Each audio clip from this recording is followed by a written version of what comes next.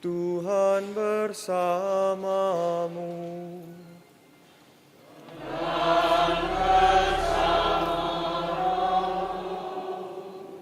Inilah Injil suci menurut Lukas.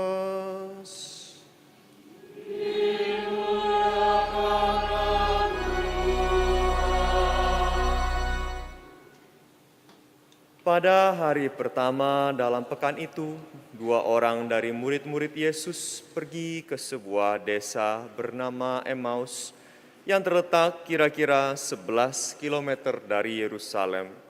Dan mereka bercakap-cakap tentang segala sesuatu yang telah terjadi. Ketika mereka sedang bercakap-cakap dan bertukar pikiran, datanglah Yesus sendiri mendekati mereka, lalu berjalan bersama-sama dengan mereka. Tetapi ada sesuatu yang menghalangi mata mereka, sehingga mereka tidak dapat mengenal Dia. Yesus berkata kepada mereka, "Apakah yang kamu percakapkan sementara kamu berjalan?" Lalu berhentilah mereka dengan muka muram.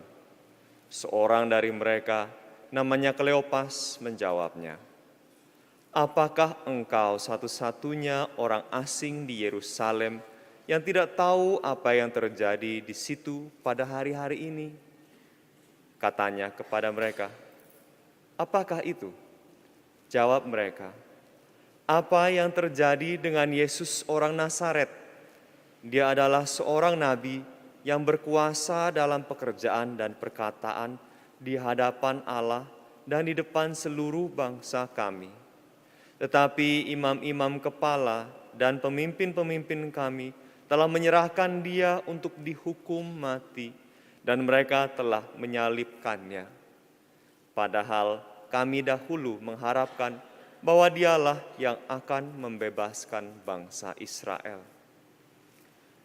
Sementara itu telah lewat 3 hari sejak semuanya itu terjadi.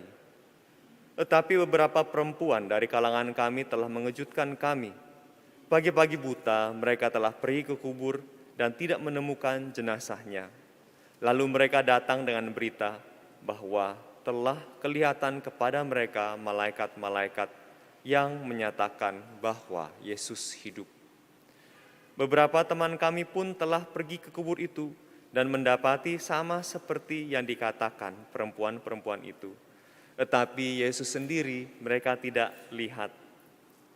Lalu Yesus berkata kepada mereka, "Hai kamu orang bodoh, betapa lambannya hatimu untuk mempercayai segala sesuatu yang telah dikatakan para nabi. Bukankah Mesias harus menderita semuanya itu untuk masuk ke dalam kemuliaannya?"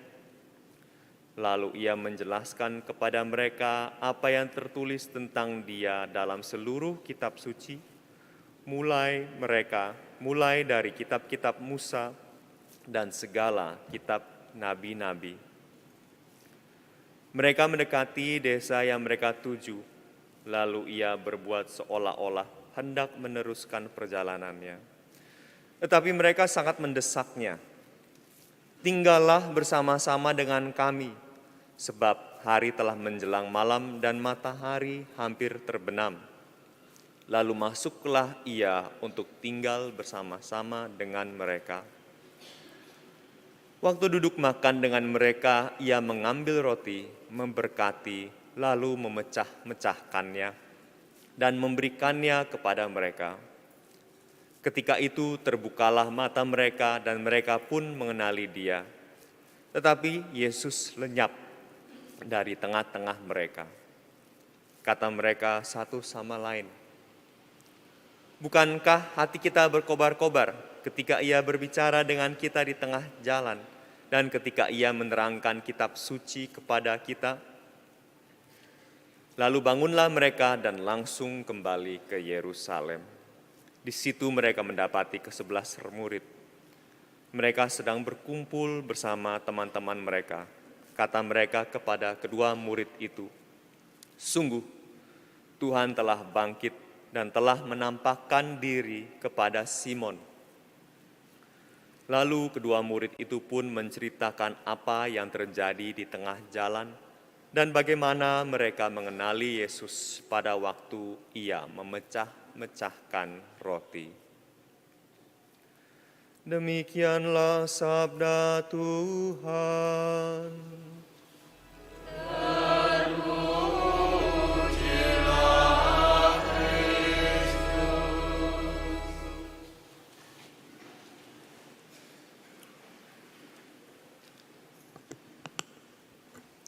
Romo, suster, bruder, Bapak, Ibu, saudara-saudara yang terkasih, selamat pagi berkah dalam. Hari ini menjadi momen yang istimewa bagi kita semua untuk merenungkan kisah Emmaus yang bertepatan juga pada Hari Raya Idul Fitri. Untuk yang belum kenal saya, salam kenal, nama saya Frater Tiro. Saya dari Jakarta, Paroki Santo Stefanus Cilandak. Saya ini orang Indonesia meskipun sering dikira orang Arab atau orang bule nggak jelas. Saat ini saya sedang menjalani S2 Teologi dengan spesialisasi kitab suci di Kentungan. Mendalami kitab suci mengambil cukup banyak waktu untuk belajar bahasa Yunani dan Ibrani. Tapi lucunya, belajar bahasa Ibrani itu justru membuat saya semakin kenal dengan bahasa Arab. Misalnya, kalimat Assalamualaikum dalam bahasa Ibrani berbunyi Shalom Aleichem. Keduanya memiliki arti yang sama, yaitu semoga Allah melimpahkan keselamatan untukmu. Ternyata ada banyak sekali kemiripan antara bahasa Ibrani dan bahasa Arab. Misalnya dalam kata-kata yang sering kita dengar, ya. Wassalamualaikum warahmatullahi wabarakatuh. Kata barakah dalam wabarakatuh dalam bahasa Ibraninya itu berek. Sedangkan kata rahmatullah dalam bahasa Ibrani itu dari kata rechem, jadi rechem Elohim. Semakin mendalami kitab suci itu semakin banyak hal yang kita pelajari. Dan menariknya juga, mendalami kitab suci juga membuat saya semakin dekat dengan saudara-saudari yang beragama Islam.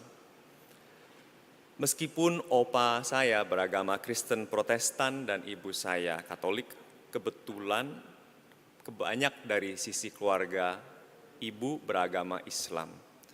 Almarhum oma saya adalah seorang hajah yang hidup bersama keluarga kami dari saya kecil hingga ia meninggal beberapa tahun yang lalu. Dan kamar oma adalah tempat pelarian waktu saya sedang dimarahi oleh ibu sewaktu saya kecil. Namanya juga oma itu pasti memanjakan dan melindungi cucunya. Dan saya pun terbiasa menemani oma sholat dan sekali-sekali ikut berpuasa dan berbuka saat dia masih bersama kami. Ketika saya memutuskan untuk menjadi seorang Yesuit, oma saya suatu hari berpesan, Tiro, meskipun pilihan hidupmu menurut oma melanggar kodrat, oma tetap mendoakan supaya cita-citamu menjadi pastor itu tercapai. Dan kebetulan juga ulang tahun oma bertepatan dengan hari masuknya novis-novis Serikat Yesus, tanggal 22 Juni. Saudara-saudari yang terkasih, seringkali kita butuh waktu untuk menyadari cinta Allah yang begitu nyata hadir pada momen-momen kecil dan sederhana dalam sejarah hidup kita. Allah bagi saya sungguh hadir dalam cinta dan dukungan oma yang kebetulan berbeda keyakinan dengan saya. Pada bacaan tadi, kedua murid Emmaus kesulitan mengenal Yesus karena matanya tertutup oleh rasa duka yang amat dalam. Jika kita dalam posisi mereka, mungkin kita juga akan sulit menerima kematian yang terjadi, atau bahkan mengalami krisis iman. Meski demikian, Yesus tetap menemani mereka dalam perjalanan pulang. Dan momen makan bersama yang dialami dalam rumah itu membuat mereka sadar bahwa Yesus akan selalu menyertai mereka dan kejahatan yang paling kejam tidak dapat menutup pancaran kasih Allah. Dengan makan bersama, para murid Emmaus mengingat guru yang mereka cintai. Mereka mengingat kembali ajaran kasih-Nya dan kebangkitannya yang mampu mengalahkan kuasa iblis di dunia. Mereka pun terkobarkan dan segera kembali ke Yerusalem untuk mewartakan kebangkitan Tuhan kepada ke-11 rasul. Saudara-saudari yang terkasih, kadang perbedaan-perbedaan yang muncul pada orang lain di permukaan atau pengalaman-pengalaman pahit dalam hidup kita yang kita alami menutup mata kita sehingga kita tidak mengenali Allah yang hadir. Kadang juga mata kita tertutup oleh pandangan sempit yang dipengaruhi suatu ideologi tertentu. Namun, kasih Allah dapat melampaui itu semua. Dalam dunia yang sedang terluka dengan konflik dan perpecahan, kisah Emmaus ini bagi saya merupakan panggilan kita untuk menjadi saksi kebangkitan Kristus dengan menjadi pewarta kebaikan Tuhan di lingkungan kita masing-masing melalui tindakan-tindakan kasih.